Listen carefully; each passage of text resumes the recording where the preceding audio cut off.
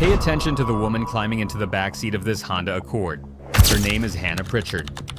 She is 26 years old, a graduate student in environmental science at Ohio State University. At 10:47 p.m. on Friday, November 3rd, she requested an Uber from the campus library to her apartment in the Short North District.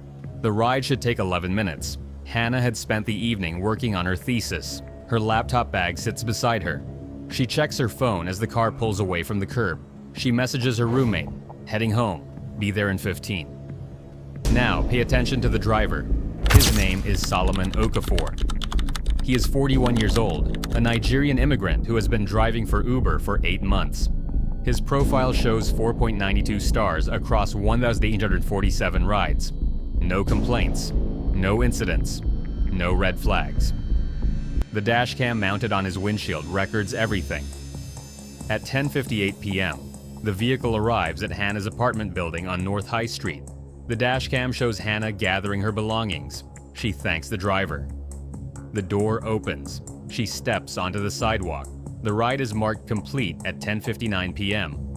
Within 30 minutes, Hannah Pritchard would vanish. By morning, investigators would discover the drop-off was not the end of the ride.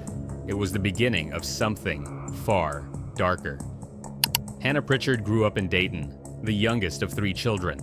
Her parents described her as driven and independent. She had moved to Columbus 4 years earlier for graduate school. She lived with 2 roommates in a converted Victorian house divided into apartments. She kept regular hours. She was careful about safety. Her Instagram posts from that week showed excitement about her research. She was studying microplastic contamination in Ohio watersheds. Her thesis defense was scheduled for spring. She had already received interest from environmental consulting firms.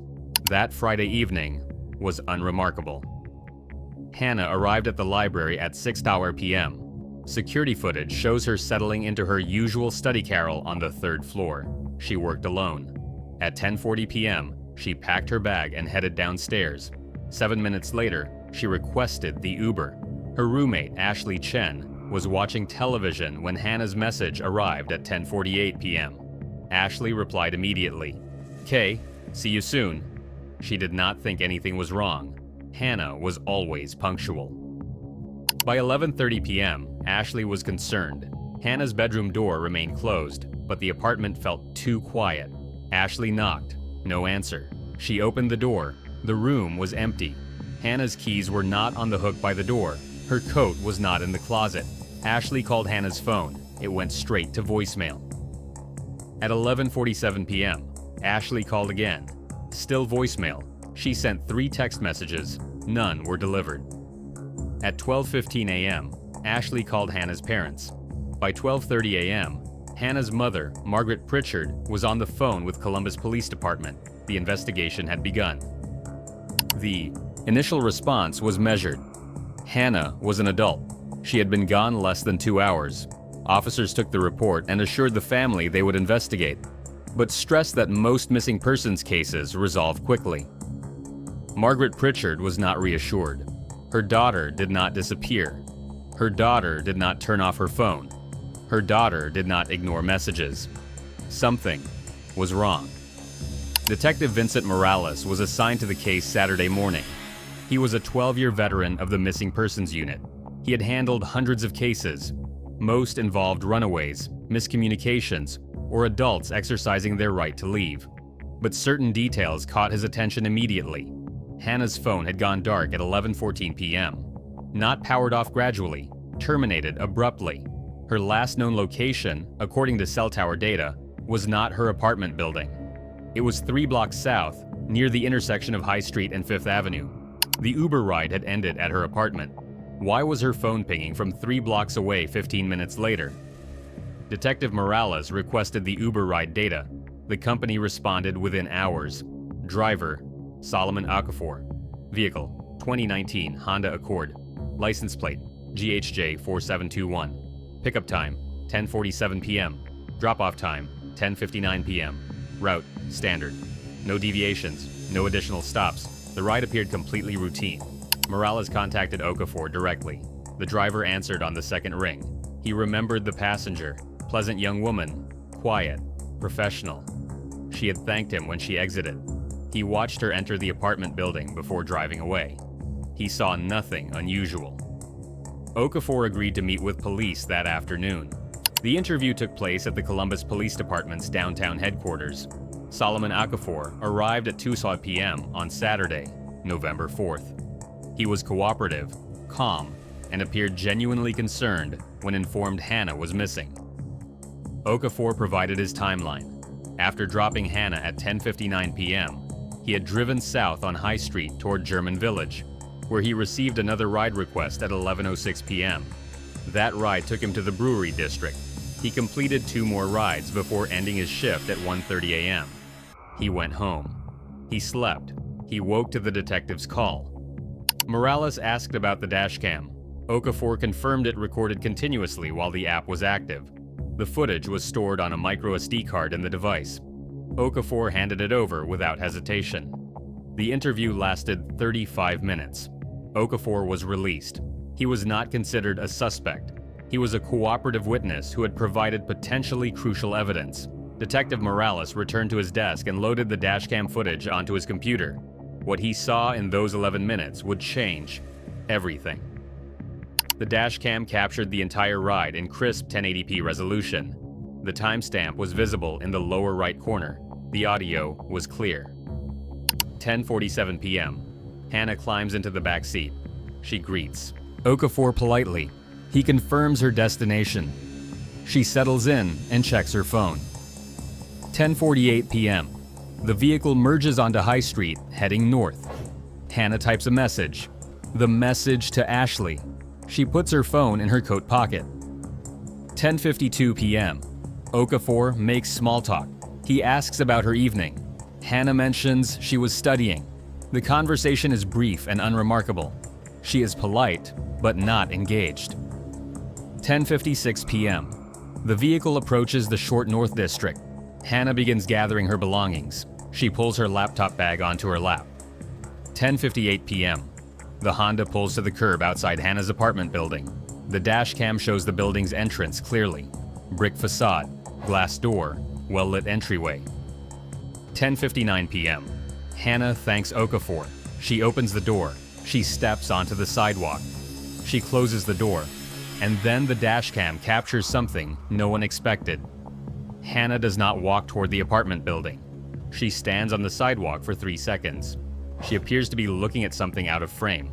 Then she walks south, away from her building, moving quickly. Okafor does not drive away immediately. The dashcam continues recording. For 11 seconds, the camera captures Hannah walking south on High Street, moving past parked cars, her laptop bag over her shoulder. Then she stops. A dark-colored SUV pulls alongside her. The vehicle's make and model are partially visible. A black Chevrolet Tahoe. The license plate is obscured by the angle. Hannah approaches the passenger side window. She leans down slightly, as if speaking to someone inside. The exchange lasts approximately 5 seconds.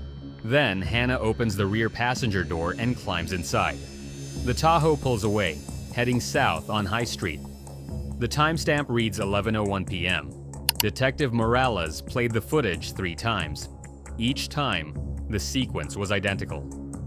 Hannah Pritchard, after being dropped safely at her apartment, had voluntarily entered another vehicle within 2 minutes. Who was driving the Tahoe? Why had Hannah gotten inside? Had she known the driver, or had she been lured? The investigation had a new direction, but far more questions than answers. Morales assembled a team. The dashcam footage was enhanced and analyzed frame by frame. The Tahoe was identified as a 2015-2017 Chevrolet Tahoe, black, with chrome trim. The license plate remained unreadable despite digital enhancement. The windows were tinted, making it impossible to see the driver. Cell tower data confirmed Hannah's phone had pinged from the intersection of High Street and 5th Avenue at 11:14 p.m. That location was 3 blocks south of where the Tahoe had picked her up. The phone went dark immediately afterward. Investigators canvassed the area for additional security cameras. Several businesses had systems, but most were pointed at doorways and parking lots, not the street. None captured the Tahoe clearly enough to read the plate. One camera, mounted on a traffic signal at High Street and 5th Avenue, caught a distant image of the Tahoe passing through the intersection at 11:13 p.m. The vehicle was heading south, away from downtown. 60 seconds later, Hannah's phone stopped transmitting. The timeline was devastating. Hannah had entered the vehicle at 11:01 p.m. Her phone went dark at 11:14 p.m. 13 minutes. What happened in those 13 minutes? Margaret Pritchard issued a public plea on Sunday evening. She stood beside Detective Morales at a press conference, her voice steady but strained. She asked anyone with information about her daughter to come forward. She described Hannah as responsible, cautious, and loved. She did not understand why her daughter would get into a stranger's vehicle. The press conference aired on local news. The dashcam footage was released to the media. Within hours, it had spread across social media. Thousands of people watched Hannah step out of the Uber, walk south, and climb into the Tahoe. Tips began flooding the police hotline. Most were well-intentioned but unhelpful. Claimed sightings of Hannah that turned out to be other young women. Theories about human trafficking rings. Speculation about secret relationships. One call, received Monday morning, stood out. The caller identified herself as Jada Fleming. She lived in the Short North. She had been walking her dog near High Street around 11 p.m. on Friday. She had seen a young woman matching Hannah's description, walking quickly south on the sidewalk. She remembered because the woman had seemed purposeful, not distressed. Jada had not thought anything of it at the time. Detective Morales interviewed Jada Monday afternoon. Her account matched the dashcam footage. She had been walking north on the opposite side of High Street when she saw Hannah. She had not seen the Tahoe pick Hannah up because she had already passed by. But Jada provided one additional detail. She had seen the Tahoe earlier that evening, around 10:30 p.m., parked on a side street near the apartment building. She remembered because the vehicle was running, exhaust visible in the cold November air. But no one was inside. No one visible, at least. The Tahoe had been waiting. The investigation shifted. If the Tahoe had been parked near Hannah's apartment before she even left the library, someone had been monitoring her movements. Someone had known where she lived. Someone had been prepared. Detective Morales obtained records from Uber. Had Solomon Okafor driven Hannah before? No. This was their first ride together. Had someone else requested rides to her address recently? The company could not confirm without a warrant, but preliminary data showed no unusual patterns. Investigators examined Hannah's digital footprint. Her social media profiles were semi-public. Her Instagram showed photos of her apartment building exterior. Her LinkedIn profile listed Ohio State University as her location. Her thesis research had been presented at a conference in September. The conference program was available online, listing her university affiliation. It would not have been difficult to find her, but who would want to? The forensic team analyzed Hannah's laptop, retrieved from her apartment. Her email showed no threatening messages. Her browsing history showed academic research, news sites, and streaming services. Her text messages revealed nothing suspicious. She had no dating app profiles. She had no recent conflicts or disputes. Hannah Pritchard appeared to have no enemies. On Tuesday, November 7th, 4 days after Hannah's disappearance, a break came from an unexpected source. A citizen uploaded dashcam footage to a Facebook group dedicated to the case. The citizen had been driving south on High Street around 11:20 p.m. on Friday. His dashcam had captured a black Tahoe heading south ahead of him. The footage was distant and brief, but when enhanced, the license plate became partially readable. KD, followed by 3 obscured characters. It was not much, but it was more than investigators had before. The Ohio Bureau of Motor Vehicles database contained 847 registered black Chevrolet Tahoes with license plates beginning with KD. The list was narrowed by model year, 2015-2017. That reduced the pool to 312 vehicles. Detectives began the process of locating and interviewing every registered owner. The interviews were methodical. Each registered owner was contacted, asked about their whereabouts on Friday night, and asked if anyone else had access to their vehicle. Most alibis were easily verified. Some owners no longer possessed the vehicle. Others had lent it to family members. By Thursday, November 9th, investigators had cleared 287 of the 312 registered owners. 25 remained. On Friday morning, Detective Morales and his partner, Detective Lisa Huang, arrived at the home of one of those 25, Adewale Bankole, age 38, a warehouse supervisor living in the Hilltop neighborhood on Columbus's west side. Bankole answered the door. He was a Nigerian immigrant who had moved to Columbus in 2014. He lived alone in a modest ranch house. He worked steady hours. He had no criminal record. His Tahoe was registered in his name. Detectives asked if he owned a 2016 black Chevrolet Tahoe, license plate KDM 6183. Bankole confirmed he did. They asked about his whereabouts on Friday, November 3rd. Bankole stated he had worked until 6 p.m., gone home, and stayed in for the evening. Detective Huang asked if anyone else had access to his vehicle. Bankole hesitated. Then he admitted his younger brother, Chukwudi, sometimes borrowed it. The detectives asked where Chukwudi was now. Bankole said he had not seen him in several days. Chukwudi had his own apartment in Franklinton. He worked irregular hours as a rideshare driver. He kept to himself. Detective Morales asked for Chukwudi's full name and address. Adewale provided it. Chukwudi Bankole, 29 years old, residing at an apartment complex on West Broad Street. The detectives asked if they could see the Tahoe. Adewale led them to the driveway. The vehicle was parked beside the house. Morales walked around it slowly, noting the chrome trim, the tinted windows, the condition of the tires. He asked when Chukwudi had last borrowed it. Adewale said Friday afternoon. Chukwudi had returned it Saturday morning. Detective Morales thanked Adewale for his cooperation. The detectives returned to their unmarked vehicle and sat in silence for 30 seconds. Then, Morales made a call. Within an hour, a warrant was being prepared for Chukwudi Bankole's apartment.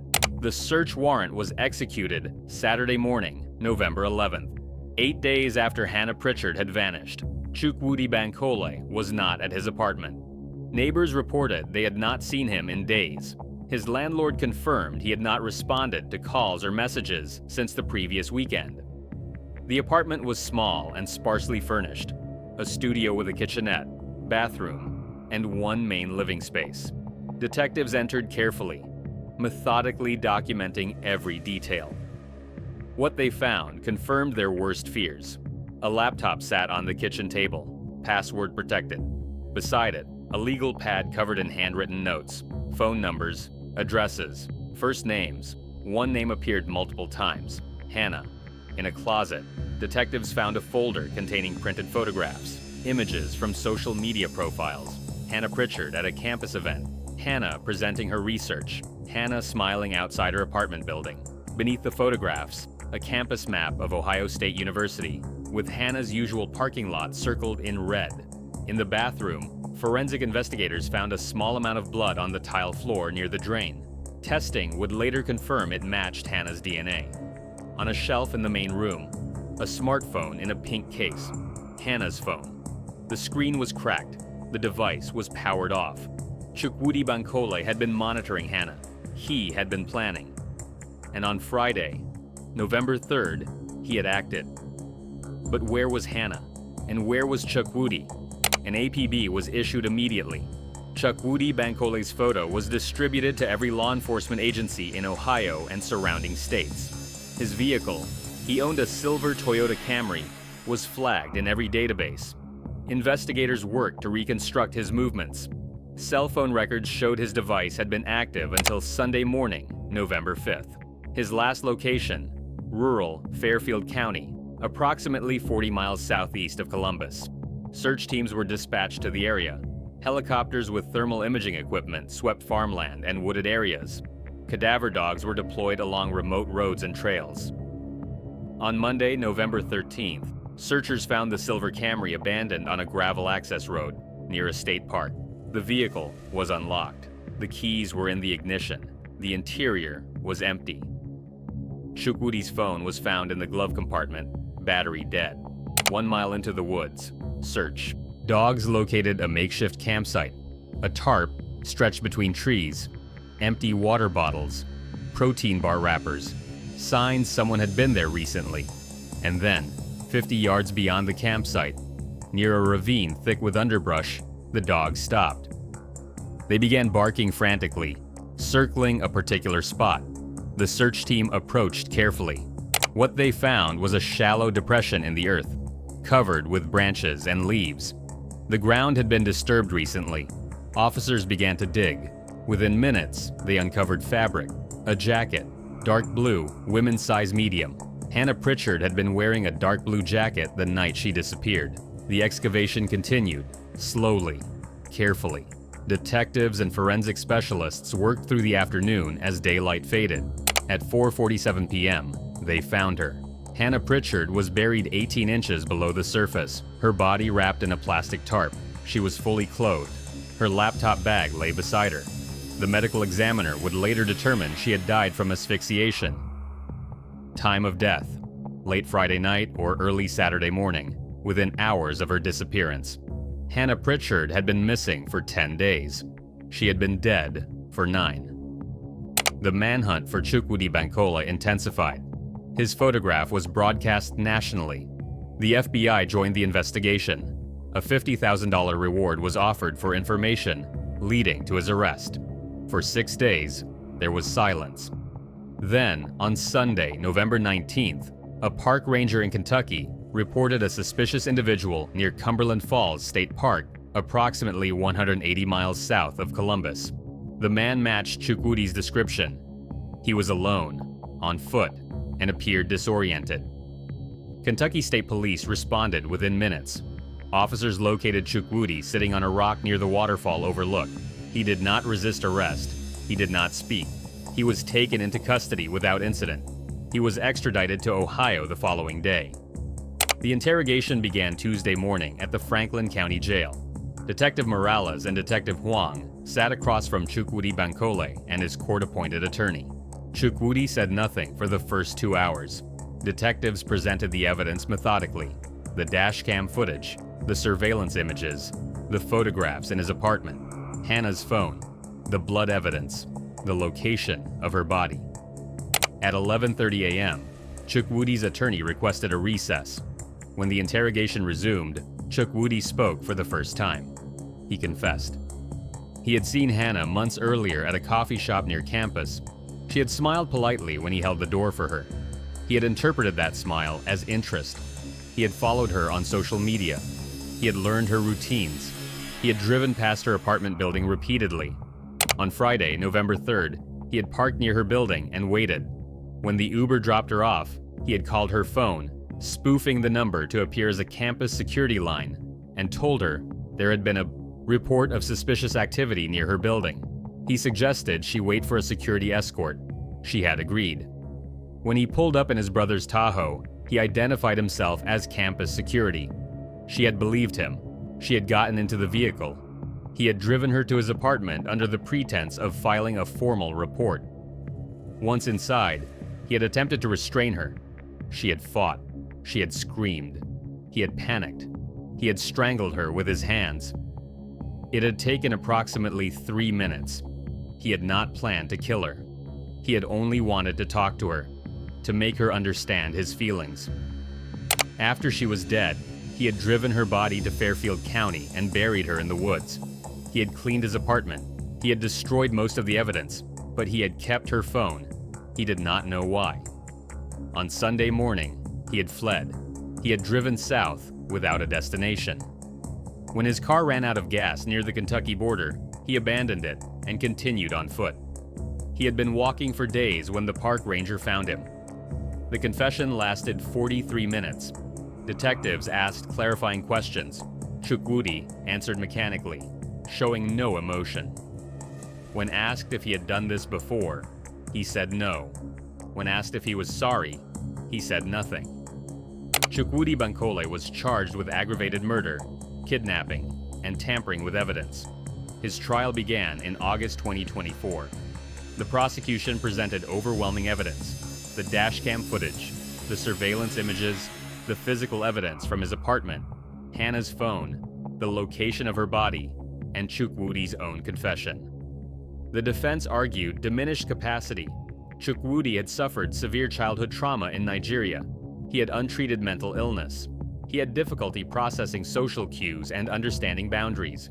His actions, while criminal, were the result of profound psychological dysfunction. The prosecution acknowledged these factors. Assistant District Attorney Patricia Lynn was direct in her closing argument. Trauma may explain behavior. It does not justify it. The jury deliberated for 4 hours. Chukwudi Bankole was found guilty on all counts. On October 12, 2024, he was sentenced to life in prison without the possibility of parole. Hannah Pritchard was laid to rest in her hometown of Dayton on November 27th. More than 400 people attended her memorial service. Classmates, professors, friends, and family members shared memories of her intelligence, her dedication, and her kindness. Her thesis research was completed posthumously by a team of her colleagues. It was published in the Journal of Environmental Science in her name. The findings contributed to new state regulations on microplastic contamination. Margaret and Robert Pritchard established the Hannah Pritchard Safety Fund, which provides grants for campus security improvements and self-defense training programs. They have become advocates for rideshare safety legislation, pushing for mandatory interior cameras in all vehicles. Solomon Okafor, the Uber driver whose dashcam captured Hannah's final moments, continues to drive for rideshare companies. He has upgraded his dashcam system and now uses dual cameras, one facing forward, one facing the interior. He has testified before the Ohio State Legislature in support of mandatory dashcam requirements for all rideshare vehicles. The dashcam footage that captured Hannah walking toward the Tahoe has become a teaching tool for law enforcement agencies training detectives on digital evidence analysis. Ohio State University implemented new safety protocols following Hannah's death. Campus security now operates a verified escort service with tracked vehicles and authenticated personnel. Students can verify an escort's identity through a university app before entering any vehicle. Chukwudi Bankole is currently incarcerated at the maximum security Chillicothe Correctional Institution. He has filed no appeals. He has received no visitors. He remains in general population, serving his life sentence in silence. Hannah's apartment building still stands on North High Street. A small memorial plaque was installed near the entrance in her honor. It reads, "Hannah Pritchard, scientist student, daughter. Her work continues." Ashley Chen, Hannah's roommate, graduated with her own degree in public health the following spring. She now works for a nonprofit focused on crime victim advocacy.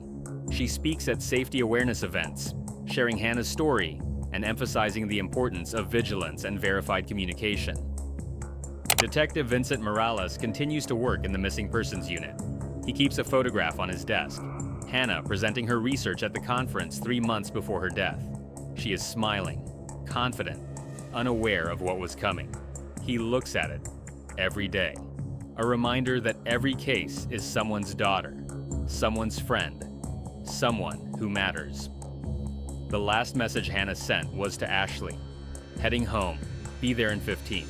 She never made it home, but her memory endures. Her work continues. Her family fights for change. That has to be enough, because it is all that remains.